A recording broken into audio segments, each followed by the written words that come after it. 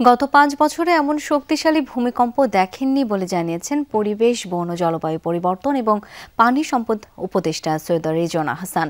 সকালে মিরপুরে এক অনুষ্ঠানে গিয়ে তিনি এসব কথা বলেন। পরিবেশ, বন ও জলবায়ু পরিবর্তন উপদেষ্টা সৈয়দা রেজওয়ানা জানিয়েছেন এটি একটি গুরুত্বপূর্ণ সতর্কবার্তা এবং এটিকে গুরুত্ব সহকারে বিবেচনা করা উচিত। ভূমিকম্পের প্রসঙ্গে পরিবেশ উপদেষ্টা বলেন, এটাকে আমলে নিয়ে আমাদের প্রস্তুতি নিতে হবে। ঢাকা শহরে খোলা জায়গা নেই। বলেন, বর্তমানে বিল্ডিং কোড মেনে ভবন হচ্ছে, কিন্তু যেসব ভবন আগে হয়েছে সেগুলো ৯০%ই ভূমিকম্প টেকসই নয়।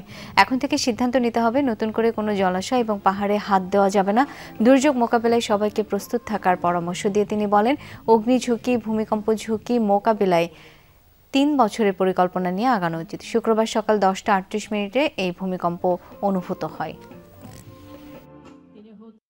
আমার মনে হয় গত ৫ বছরে যে কয়বার ভূমিকম্প হলো, এইরকম জোরে এত শক্তিশালীভাবে ভূমিকম্পটা আমরা এর আগে কখনো অনুভব করি নাই। বারবার যে আমাদেরকে এই সতর্কবাণীটা দেয়া হচ্ছে, এইটাকে তো আমাদের আসলে বিবেচনায় নিয়ে প্রস্তুতিটা নেওয়া দরকার।